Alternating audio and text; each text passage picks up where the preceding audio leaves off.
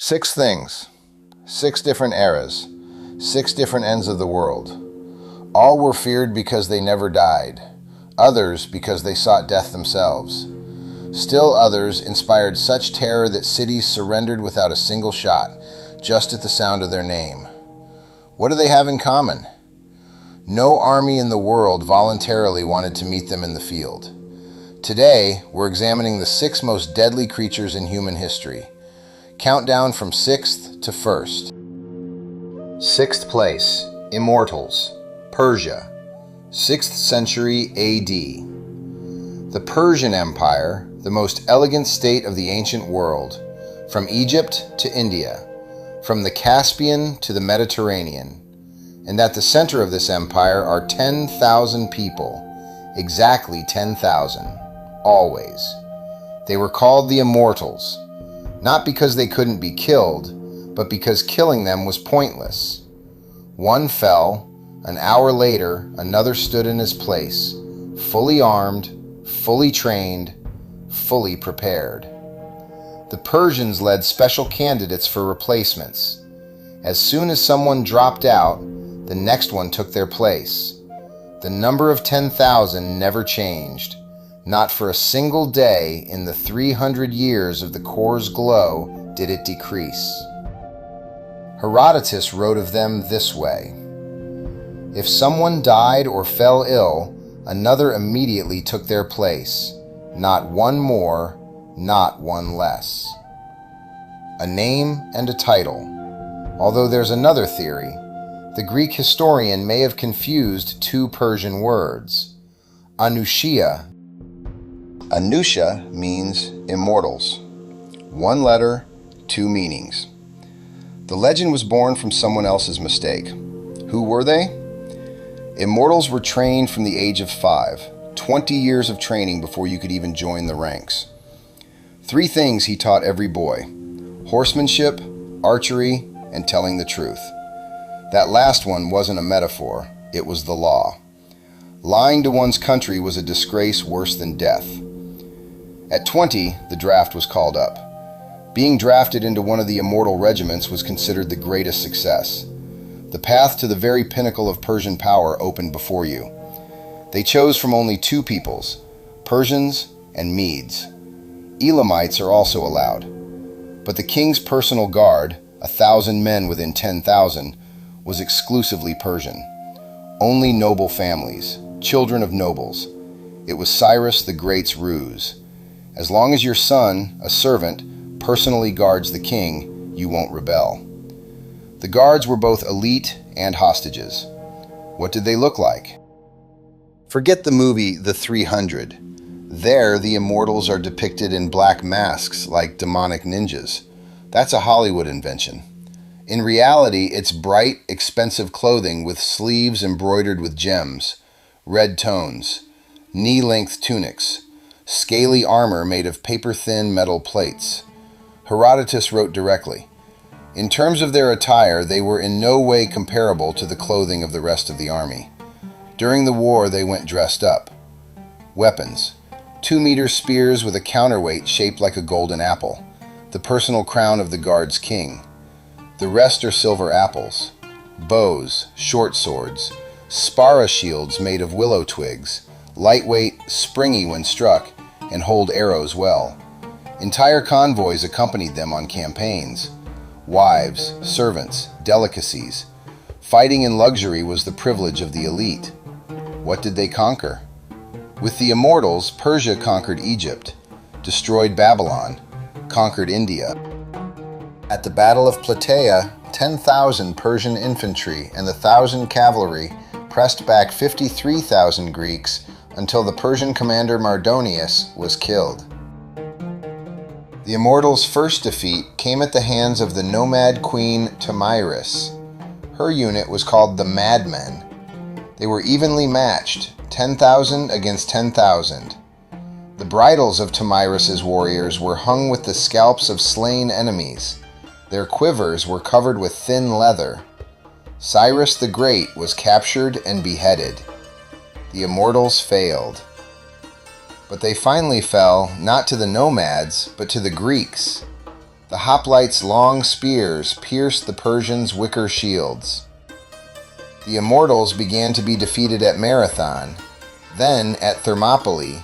For 3 days they couldn't break through the line of 300. Then at Plataea.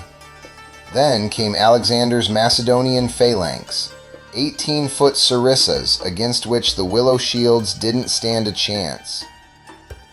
After the Greco-Persian Wars, the corps was disbanded. But the legend proved stronger than any army. 700 years later, they were revived. The Sassanids created new immortals, this time mounted. Then the Byzantine Emperor John Tzimiskes created his own unit of immortals, specifically against the Russians. Then, in the 20th century, the last Shah of Iran revived the name again, a 5,000-strong tank battalion. 3 revivals, 3 attempts to bring back a legend. The name turned out to be truly immortal. 5th place, VarangianGuard, Byzantine Empire, 10th century AD. Constantinople, the richest city in the world. Miklagard, that's what the Scandinavians called it, the Great City. The most unusual guard in history served there, Vikings, in the service of the Greek emperor, with battle axes on their shoulders, 2,000 kilometers from their fjords. They were called Varangians. The word Varangian comes from the ancient Germanic vara, meaning oath or vow. Varangians were warriors who swore an oath on their swords. They weren't just mercenaries, but people bound by a sacred vow. Who were they? It all began in 1988. Prince Vladimir of Kiev sent 6,000 soldiers to aid Emperor Basil II. These men helped defeat the rebel Barda Skleros and subdue the Bulgarians. Vasily realized that keeping such people with him all the time was smarter than any other solution. Why the Northerners? Because they had no connections to Byzantine knowledge, no intrigue, no local allies, no pretext for betrayal. And the Komnene wrote of them, "The Varangians, who carried battle axes on their shoulders, considered their loyalty to the emperor and their defense of his person a vow and a family tradition passed down from father to son. They never broke it and refused to listen to any talk of betrayal. They swore an oath not to a specific emperor, but to the imperial title. When one ruler died, they automatically followed the next. No questions asked, no regard." Privileges and life. Pay 10 times higher than that of a regular soldier. Better weapons and variety. Participation in war loot. But the strangest privilege was that after the emperor's death, they could enter all his palaces and take everything they could carry. This was called palace raiding. The right of legal looting rested with one's own employer. The commander of the VarangianGuard held the keys to Constantinople. He was the primary guardian of the world's capital. During the coronation of the new emperor, it was the Varangians who raised him on shields before the people. At receptions, they lined up before the throne and shouted greetings in their own language. They accompanied the imperial family to Hagia Sophia, standing behind them with axes slung over their shoulders like an incomprehensible guard. Symbol of imperial power, the living throne. Famous Varangians. Harald Hardrada, the future king of Norway, joined the guard at the age of 19 as a soldier. He fought in Bulgaria and participated in the Sicilian campaign. He personally fell in battle against the rebel king of Bulgaria, Peter Delian. He rose to the rank of commander, then he fell into disgrace. He fled to Kiev to Yaroslav the Wise. He married his daughter Elizabeth. He returned to his homeland and became king of Norway. In 1666, the attempt to conquer England failed at Stamford Bridge. Edgar Atheling was the last legitimate claimant to the English throne. He lost to William the Conqueror in 1066. He left for Constantinople and joined the VarangianGuard. He fought on the side of the Crusaders in Palestine. The last Anglo-Saxon king was a private soldier in the Greek emperor's guard. The Hagia Sophia still bears a runic inscription on a marble windowsill. The Varangian carved his name right into the main cathedral of the Christian world. Halfdan, nothing more, just a name. Simply, I was here. How they fought. In 1171, at Manzikert, Emperor Romanos Diogenes fell into a trap by the Seljuk Turks. His general, Andronicus Ducas, betrayed him, abandoned his army, and fled. The Varangians covered almost every European country. With a wall of shields and bodies, they covered the emperor's retreat. Roman was captured and later ransomed for 1,000,000 gold pieces.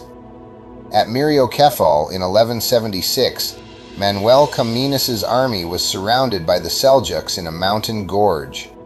The Varangians sacrificed themselves, the only one the emperor escaped alive. Twice. 2 rescues at the cost of almost the entire crew. Boiling water. Throughout history, the VarangianGuard betrayed their emperor only once. 1204, the Fourth Crusade. The Crusaders march on Constantinople. The Varangians reject the emperor's antiviral. Reason? They didn't pay on time. Once in 200 years, and that one time survived, the Crusaders took the city. Byzantium curtailed its existence for half a century. They loved a little. It was their well-known weakness.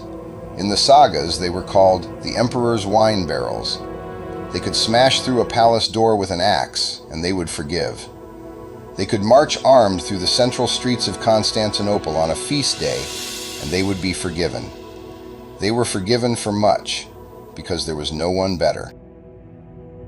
4th place, Mongolian mountain archer, Mongol Empire, 13th century.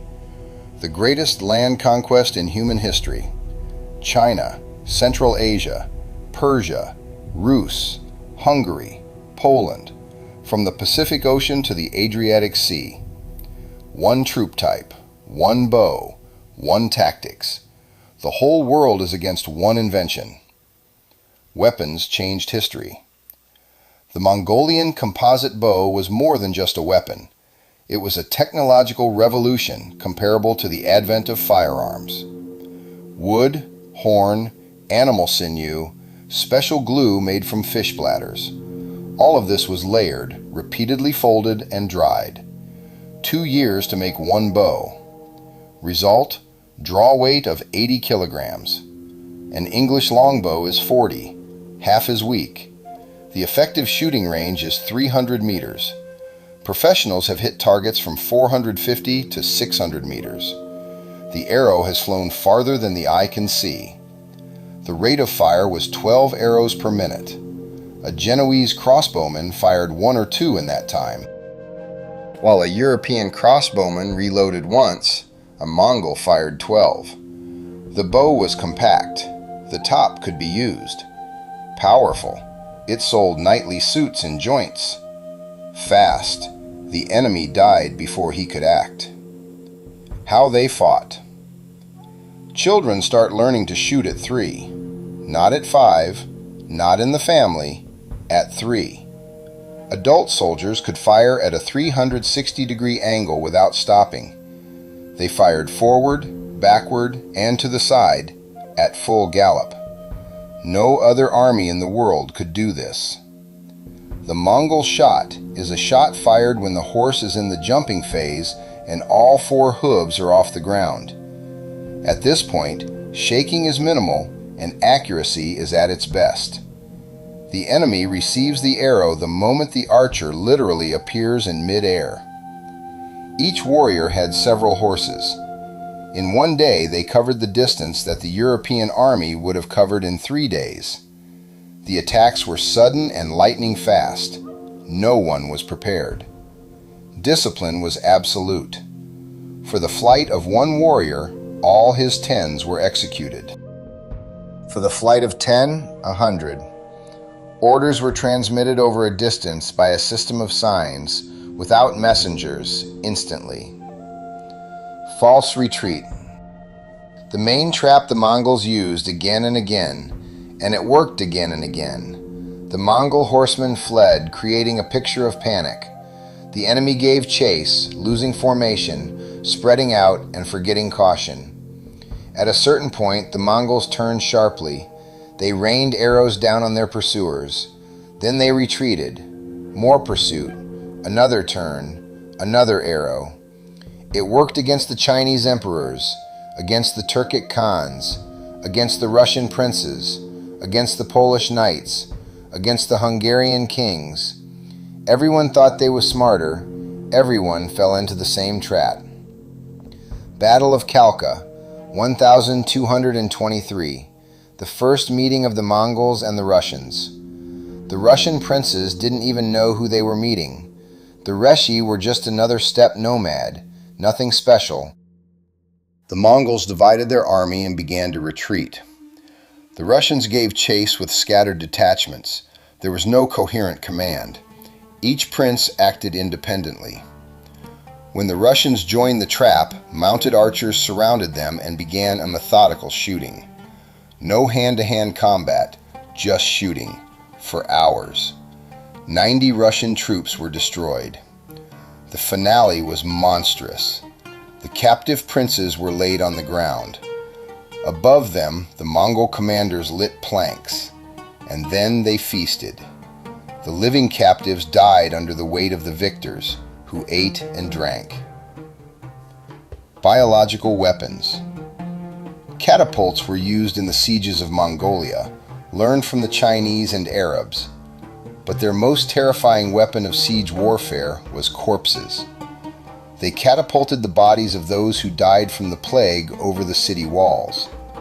The first documented use of biological weapons in history. The cities surrendered not because of the assault, but because of the epidemic. Another thing, Mongol warriors could ride for days without stopping, subsisting on dried meat and clean, honest horses. They would cut a vein in a horse's neck, drink the blood, and heal it. The horse would then carry the rider. No other army in the world was capable of such a pace.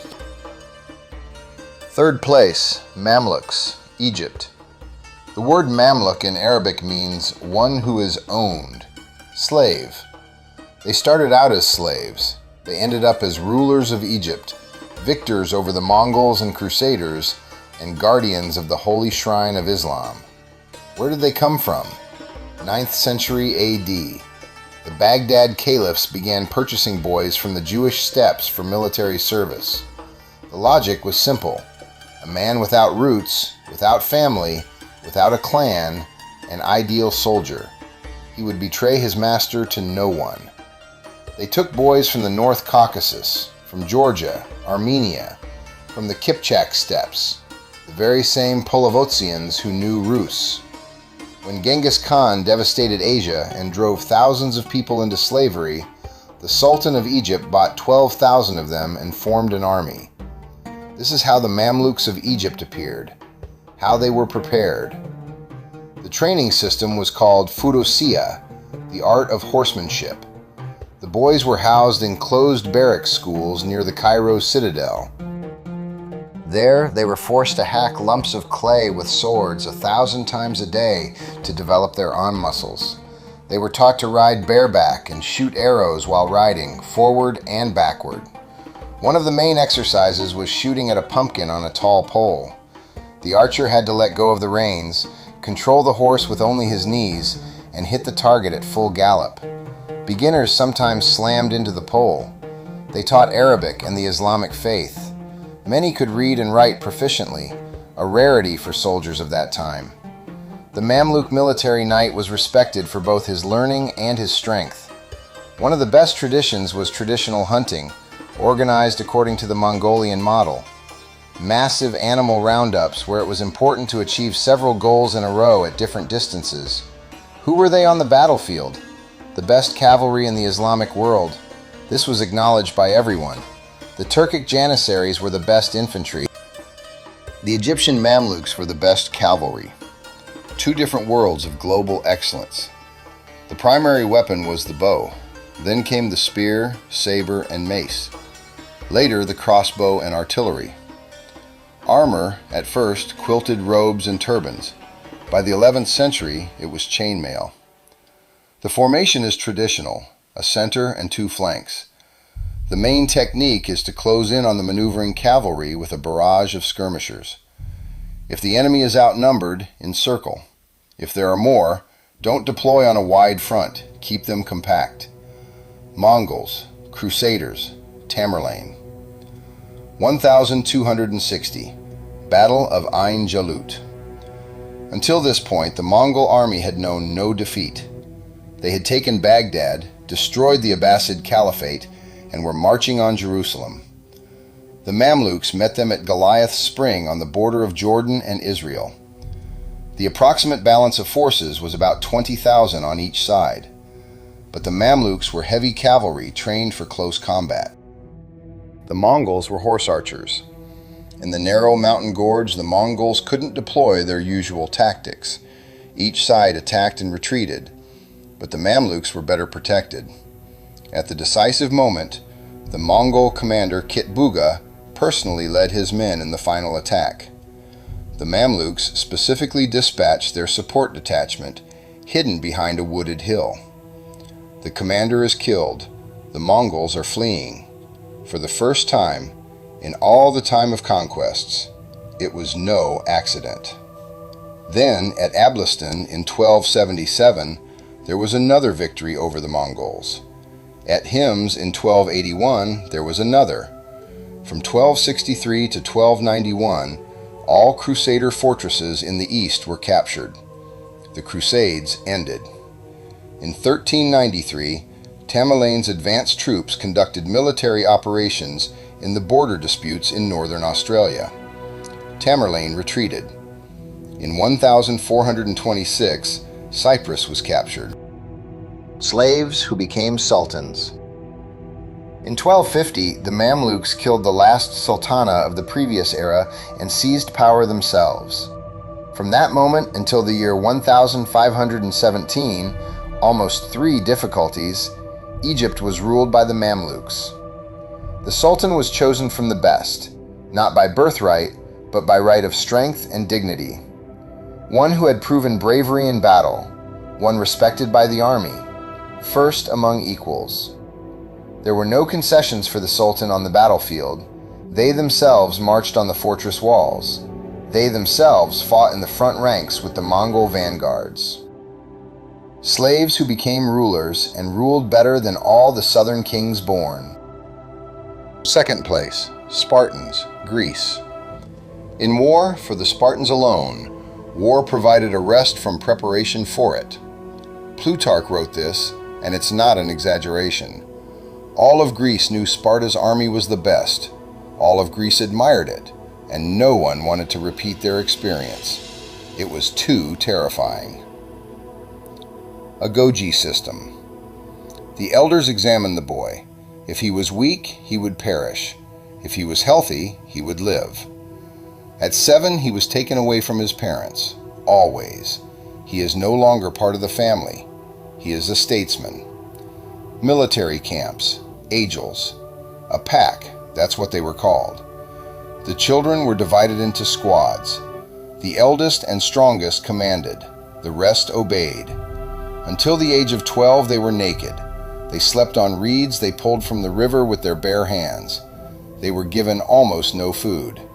They were taught to steal. They weren't punished for stealing, but for being caught. The boys were ordered to gather firewood and vegetables. Everything they brought back was stolen. Anyone caught was mercilessly flogged as a bad, clumsy thief. From the age of 13, 1 cloak per year, winter and summer. The beds we made ourselves, from river reeds, with golden hands. The food was a classic black soup. Pig's feet, blood, lentils, salt, vinegar. When the Persian king prepared this soup for a Spartan captive to try, he said, "Now I understand why Spartans faced death so bravely. I am more death than such food." Cryptius were night raids on village helots. Boys attacked nigh slaves, robbed them, and killed the physically strongest men. They learned to kill before they became adults. At 17, the final test. The temple of Artemis, high in the mountains. You are tied over a sacrificial bowl and flogged with wet rods until the first drops of blood flow. There is one condition: silence, not a sound. If you scream, they beat you harder, until you lose consciousness, until you die. The weak were weeded out. How did he become? After 20 years, such training of the Spartan was a creature whose nature had not been foreseen. He didn't feel the cold. He'd gotten used to it since childhood. He wasn't afraid of hunger. He'd gotten used to it. He wasn't afraid of pain. He'd gotten used to it. He wasn't afraid of death. He'd been specially prepared for that. The Spartan phalanx, wall shields, and spears was a match for any Greek army. They marched into battle to the sound of flutes, slowly, measuredly, without shouting. Significant state. It was more frightening than any battle cry. I advise you to surrender immediately, wrote Philip II, King of Macedonia. If my army enters your land, I will destroy your orchards, enslave your people, and raze your city. The Spartan answer is one word: if. Spartan women, the only free women in Greece. They played sports. They learned to use weapons. They expressed their opinions. They controlled their husbands. An Athenian said to the Spartan queen Gorgo, "You Spartan women alone do what you want with your husbands." She replied, "Yes, but we are the ones who give birth to husbands." Seeing him off at war, his mother gave him a shield. With a shield, or at the market. Return victorious, or not at all. If a son returned from injury, shame fell on the entire family. A mother could publicly seek success from such a son. Thermopylae, 480th year of our era. Xerxes brought an army numbering, in various positions, from 100 to 250,000 men. 300 Spartans were enough to hold the Thermopylae Pass for 2 days. Not because they were invincible, they didn't know they would die. They chose this place precisely because here the Persians' apparent superiority was irrelevant. A narrow passage, a single front, a shield wall. The traitor Ephialtes showed a detour. The Persians went behind them. The Spartans knew they were surrounded. They stayed. They fought until the end. Traveler, convey this to Lacedaemon. Here we will lie down, obedient to her laws. First place, Janisschars, Ottoman Empire, 500 years. For 500 years, they were the most fearsome infantry in the world. For 500 years, Europe developed a special approach and new tactics just to avoid encounters with them in the open. 500 years, from 1365 to 1826. No unit in history has existed for so long or been so dangerous for so long. Blood tax Janissary in Turkish means new warrior. They were created by Sultan Murad I in 1365. The Ottoman infantry was unreliable. The mercenaries fled at the first sign of trouble. They needed people who couldn't predict, because they had nowhere else to go. The decision was both monstrous and brilliant. Blood tax, devshirme. Every few years, a special commission toured Christian cities: the Balkans, Greece, Albania, Hungary. Every fifth boy between the ages of 5 and 16. Not everyone was taken. The selection criteria were strict. Only from noble families. Not too talkative, they'd grow up stubborn. Not with delicate features, enemies wouldn't be afraid. Not too tall, and not too short. Then something unexpected happened. In 1683, service in the Janissary Corps became so prestigious that Muslims began to insist that their children join. The very families who had plundered were now asking for volunteers to take over, because life in the Sultan's court was better than life in the village. 20 years of preparation. The boy was taken from his family. He was forced to forget his parents, language, faith, and name. First to a Turkish peasant family. Several years. Learn the language. Convert to Islam. Get used to poverty. Hard physical labor. They weren't treated with any kindness. Then, in the Asemi Oglan Corps. Inexperienced youths. Military training. 6 years. Weapons, tactics, physical labor to the point of exhaustion. Any sign of rebelliousness was immediately silenced. One of the best young men could enter Enderun, the palace school for administrative personnel. There they taught more than just warfare. They also taught public administration, calligraphy, the sciences. Such men grew up to become grand viziers and advisors to the sultans. Only at 25 years of age, after 20 years of training, did the best of the best become janissaries. The rest retained their rejected status and left. The life of a janissary. No family, no home, no property. They lived in barracks next to the Sultan's palace. The state provided everything: food, clothing, weapons, and pay. After 3 years of service, they received their pay.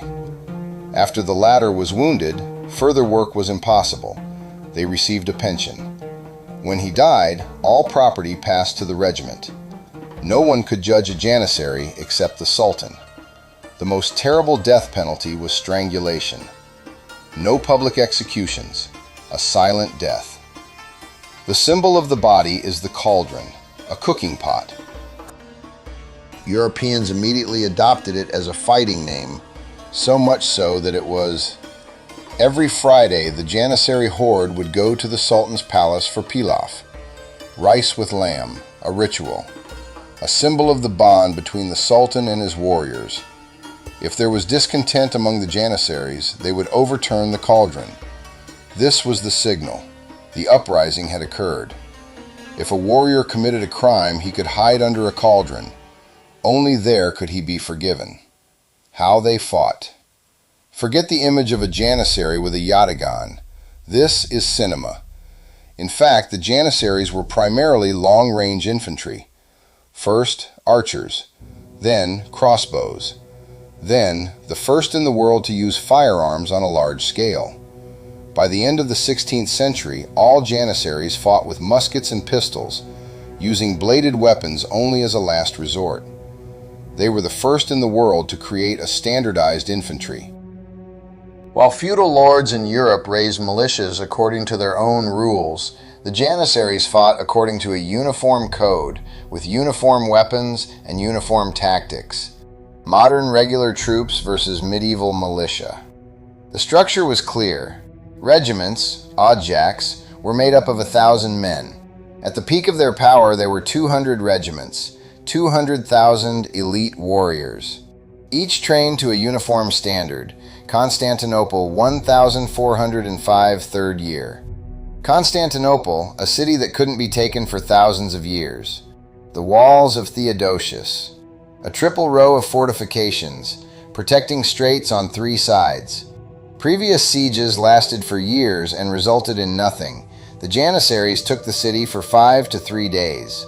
They used the latest method, huge bombardiers designed by the Hungarian engineer Urban, cannonballs weighing half a ton. The walls collapsed. When the breach was large enough, the janissaries went into it. First, personally. This day changed the world. The Eastern Roman Empire fell, the Middle Ages ended, a new world began. The legend of the invincibility of the janissaries was born here. How they destroyed themselves. 500 years of invincibility ended from within. By the end of the 16th century, children began to be enrolled as janissaries from birth. The sons of janissaries automatically inherited all privileges. The selection system collapsed. The corps included merchants, artisans, and anyone who wanted a ration. Dead souls. The lists include thousands of people who never fought.